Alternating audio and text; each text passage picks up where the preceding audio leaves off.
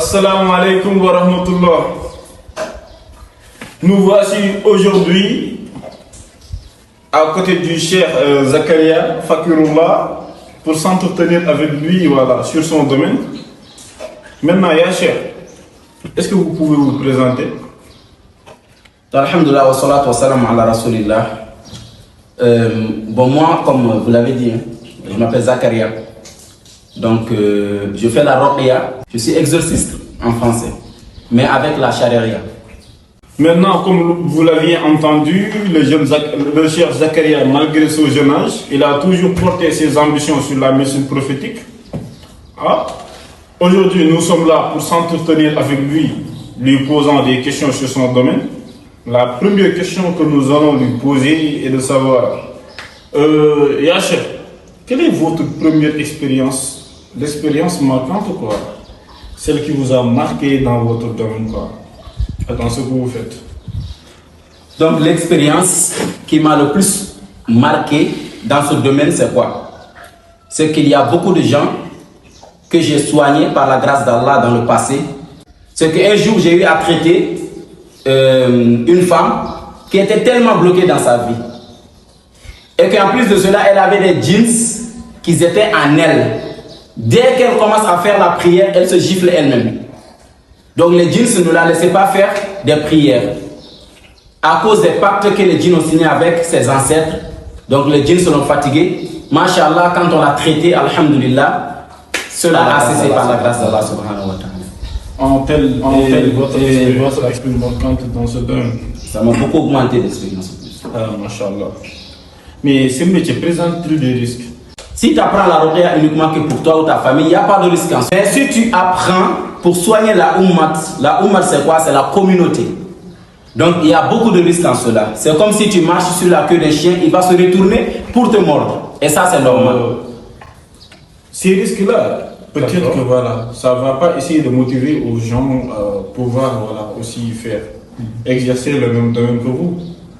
En fait, est-ce que des fois, quand vous formez des gens, puisque je vous ai entendu avant l'entente de l'entretien dire que vous formez gratuitement les gens, est-ce que vous pouvez aussi passer le message? D'accord, alhamdulillah. Donc, oui, bien sûr, on forme gratuitement les gens, mais il y a beaucoup de gens qui disent que la ruqya, il y a beaucoup de risques, donc ils ne peuvent pas se former. La formation, c'est gratuit, mais il y a beaucoup de gens qui ont peur de soigner ceux qui ont des problèmes de jeans, évidemment, parce qu'ils se disent que ça va les attaquer. Mais n'ayez pas peur, parce que c'est un combat pour Allah subhanahu wa ta'ala. Allah ta'ala dit faqatilu awliya ash-shaytan. Allah dit combattez les alliés du diable. Et Allah ta'ala dit encore wa kana haqqan alayna nasrul mu'minin. Il dit c'est notre devoir d'aider les croyants. Donc si tu aides les gens avec la ruqya, c'est sûr que Allah aussi il va t'aider, Inch'Allah. Mais maintenant, ya cheikh, qu'est-ce qui vous a motivé, d'autant plus que il y a d'autres métiers qui sont là. Ouais. Mais qu'est-ce qui vous a motivé à faire ce métier, à entrer dans ce domaine? Masha'Allah, c'est une très bonne question, mon frère.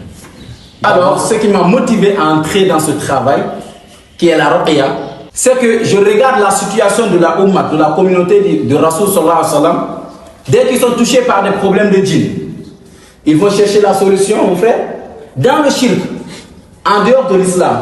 Et ça, vraiment, ceux-mêmes qui prêchent dans les mosquées, qui disent, mais aller chez les féticheurs, c'est haram. Mais on ne donne pas à ces gens qui ont besoin de la guérison, on ne leur donne pas la solution islamique. C'est ça même qui m'a plus motivé. Parce que la ruqya qu'on fait, on le fait avec le Coran. Et ça fait que la personne ne va pas dans le shirk. Et ça nous permet de faire la da'wa aux patients, la da'wa aux djinns aussi. C'est ça qui m'a le plus motivé à faire ce travail-là. Donc la ruqya, ça veut dire exorcisme. Voilà, soigner. Mais à la ruqya sharia, comme on avait parlé de l'autre vidéo, soigner avec le Coran et la sunna. Donc c'est ça qui m'a motivé pour que les musulmans ne vont pas chercher la solution en dehors de l'islam. Pour qu'ils augmentent leur foi avec le Coran. C'est un peu ça. Maintenant, des fois, quand vous voyez des gens porter des talismans extra, comme vous venez de dire, il y a des charlatans qui donnent aux patients des solutions qui ne sont pas dans le Coran ni dans la Sunna. Et que vous, ce que vous donnez aux patients relève du Coran. Maintenant, On a l'habitude de voir, voilà, quand les charlatans, des gens, ils donnent des talismans aux patients. Les patients disent que c'est du Coran qui est écrit dessus, quoi. Mais quelle explication pouvez-vous apporter à cela? Merci pour cette question.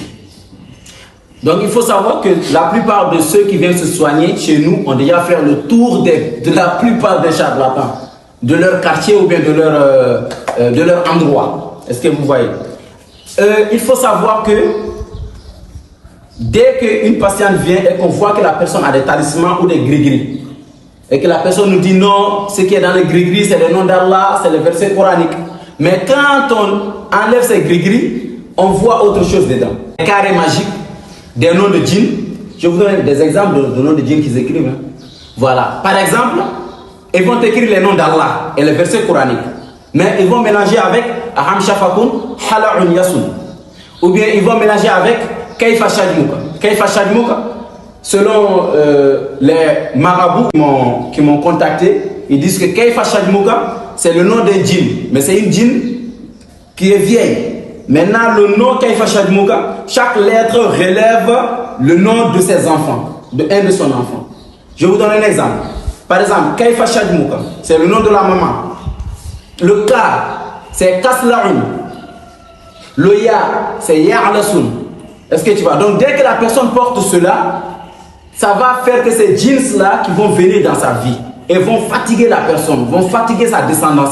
C'est ce que Allah Ta'ala dit dans le Coran. Il dit وَأَنَّهُ كَانَ رِجَالٌ مِنَ الْإِنسِ يَعُوذُونَ بِرِجَالٍ مِنَ الْجِنِّ فَزَادُهُمْ رَهَقًا. Il y a des hommes parmi les humains qui cherchaient protection auprès des hommes parmi les djinns. Et cela n'a fait qu'accroître leur détresse. Donc, c'est tous ces gens qui viennent avec leur talisman. On vous dit, débarrassez-vous de cela. Tout ce que vous avez attaché comme gris-gris, débarrassez-vous de cela. Parce que c'est des noms de djinns, des codes de djinns, des carrés magiques qui sont dedans. Ça va vous faire plus de mal que de bien. Voici l'explication de ce verset. Donc, vous cherchez protection auprès des djinns. Ils vont accroître votre détresse. Masha'Allah pour la réponse. Mais maintenant, quelle est l'explication ou quelle est la position des talismans gris-gris en islam, quoi, les bagues magiques? D'accord.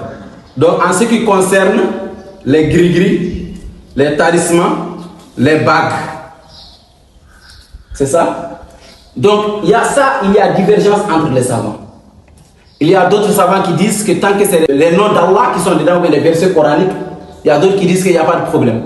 Mais nous, ceux qui viennent se soigner ici, on voit toujours que dans le gris-gris, il y a autre chose qui n'a rien à voir avec le Coran. Est-ce que vous voyez? Maintenant, en ce qui concerne les bagues de chance, de protection, donc je disais, dès que tu regardes un objet, que tu dis que ça te donne la chance, ou bien ça te protège, c'est du shirk. Le shirk, ça veut dire l'associationnisme. D'augmenter quelque chose en Allah, de dire qu'Allah il est deux, Allah protège et tu dis que ta bague te protège. Allah, c'est lui qui donne la richesse et tu dis que ta bague te donne la richesse. Ça, c'est du shirk. Est-ce que vous voyez? Maintenant, si tu as ta bague de protection et que tu sors, tu vas au travail, tu le laisses à la maison, tu l'as oublié. Maintenant, tu te rappelles. Qu'est-ce que tu vas dire? Ah, j'ai oublié ma bague de protection à la maison. Tu es obligé d'aller rentrer à la maison pour le prendre. C'est devenu ton Dieu. Qu'Allah Ta'ala nous préserve de cela. Et ça, c'est le contraire de La ilaha illallah. Parce que c'est Allah qui fait toutes choses. Tu oublies ta bague et puis tu dis non, je vais aller à la maison pour le prendre parce que c'est lui qui me donne la chance. Tu es associé à Allah subhanahu wa ta'ala. Qu'Allah nous préserve. Voilà, nous, notre combat, c'est ça. Voilà. Mais, quelles sont les circonstances sur lesquelles le djinn peut attaquer un être humain, le fatiguer, etc. Quelles sont, par exemple, des fois, je vous entends dire que voilà, les djinns peuvent suivre la descendance, ils peuvent tomber amoureux d'une telle personne. Voilà, les circonstances, quoi. Que ça soit clair, quoi, au vu et au su de tout le monde, de ceux qui sont en train de regarder actuellement. Ok. Donc, il faut savoir que les djinns, ils peuvent dominer une personne en ces circonstances que je vais citer. La première des choses, au moment de la peur, dès que vous avez peur, les djinns, ils ont le dessus sur vous et ils peuvent vous attaquer facilement et vous dominer. L'autre chose, c'est au moment de la colère. Dès que quelqu'un s'énerve, il est en colère et les djinns peuvent le dominer si facilement. Au temps de Rasoul sallallahu alayhi wa sallam, il y a un sahaba qui est venu, il dit à Rasoul, donne-moi un conseil. Rasoul lui dit, ne te fâche pas.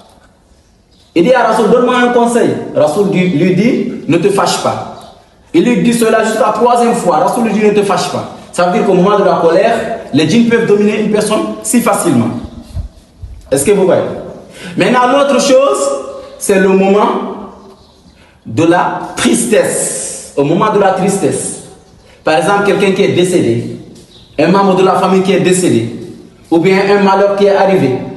En ce moment, les djinns peuvent dominer une personne si facilement. Est-ce que vous voyez? Qu'Allah Ta'ala nous facilite. Donc, les djinns aussi peuvent venir par les pactes familiales, comme vous l'avez posé tout de suite. Les pactes familiales, c'est les anciens, les ancêtres qui travaillent avec des djinns. Puisque les djinns peuvent vivre pendant des milliers d'années, donc ils vont rester dans la famille et à fatiguer la descendance. Ça, c'est une chose. L'autre chose, c'est que les djinns, ils peuvent venir par amour. Par exemple, vous vous déshabillez, ou bien vous rentrez dans les toilettes sans dire Bismillah, ou bien vous vous déshabillez sans dire Bismillah. Le djinn, quand ils voient vos nudités, et ils peuvent tomber amoureux de vous. Et comme ça va vous faire des djinns amoureux des rêves érotiques. L'autre chose, c'est que les djinns peuvent venir par vengeance. Par exemple, vous versez de l'eau chaude dans les égouts sans dire Bismillah. Et ça peut toucher un djinn et ça va le faire mal. Il va se venger de vous. Voilà les raisons, les circonstances par lesquelles les djinns peuvent venir dans la vie d'un être humain. Par la sorcellerie. Par la sorcellerie, ok, merci. Merci. Toi aussi, tu connais bien le domaine, hein? Masha'Allah. D'accord. Donc, par la sorcellerie, comme vous l'avez dit, un féticheur, un sorcier, charlatan, un marabout qui va faire de la sorcellerie et des sacrifices. Les djinns vont venir prendre ces sacrifices, ça leur donne la puissance de l'énergie. Et ils vont aller déposer cette sorcellerie. Ils peuvent aussi venir par la sorcellerie, comme on l'a si bien dit, Inch'Allah. Par le mauvais œil. Le mauvais œil. Le mauvais œil, c'est rare que le djinn vienne par le mauvais œil. Le mauvais œil, il vient rarement. Il vient seul. C'est ce que l'homme fait à son prochain. Est-ce que vous voyez? Ce que l'homme fait à son prochain. Par exemple, quelqu'un qui porte de beaux habits, ou bien quelqu'un qui se sape. Vous dites, ah, vous êtes bien sapé, tu es trop joli. Est-ce que tu vois? Ou bien quelqu'un qui fait bien le sport, un grand footballeur, tu lui dis, ah, il joue bien. Ça peut être cause qu'il va être atteint de mauvais œil. Et comme ça, son football sera gâté. Ça, c'est le mauvais œil, c'est une personne qui le fait. Et le mauvais œil aussi peut être fait par un djinn aussi, qui va admirer la personne sans dire Masha'Allah, détruire sa carrière. Il arrive que le mauvais œil soit très fort, et là, ça devient comme la sorcellerie. Ça attire les djinns à la personne, qui vont fatiguer la personne. Mais est-ce que vous pouvez nous expliquer les types de sorcellerie qui existent, quoi? Le type de sorcellerie, ça, il y en a en pagaille. Wallahi, vas-y. D'accord, mais pour que les gens puissent savoir, quoi. Voilà, ceux qui sont en train de nous regarder là, ils ont soif de connaître réellement le domaine. D'accord. Donc, la sorcellerie, d'abord, je vais parler des 4 façons de faire la sorcellerie. Mais en dehors de cela, il y a plusieurs types de sorcellerie. Mais il y a 4 façons que le sorcier il fait la sorcellerie. La première des choses, c'est ce qu'on appelle la sorcellerie manger. Il envoie un djinn qui va mettre la sorcellerie dans ta nourriture. Et quand tu vas manger cela, ça va se coller dans ton intestin. Et ça va rester dans ton ventre. Et ça va être cause pour te donner des maux de ventre. Ça, c'est la sorcellerie manger. Ça affecte aussi le mental de la personne. Maintenant, la deuxième façon de faire la sorcellerie, c'est ce qu'on appelle la sorcellerie déposée dans le corps. Ils envoient un djinn qui va mettre la sorcellerie soit dans la tête, ou bien la poitrine, le dos. Et ce point-là où le djinn a déposé la sorcellerie, le djinn va se loger là-bas et ça va lui faire des douleurs en cet endroit. La troisième façon de faire la sorcellerie, c'est ce qu'on appelle la sorcellerie par contact, ou bien la sorcellerie piétinée. On peut déposer la sorcellerie quelque part, et quelqu'un va venir accidentellement, il va toucher cette sorcellerie, et ça va l'affecter. Ça, c'est la troisième façon. La quatrième façon de faire la sorcellerie, c'est ce qu'on appelle la sorcellerie symbolique, tout simplement. Est-ce que vous voyez? Donc, ils utilisent des symboles pour faire la sorcellerie avec, et ça atteint la personne par Allah subhanahu wa ta'ala.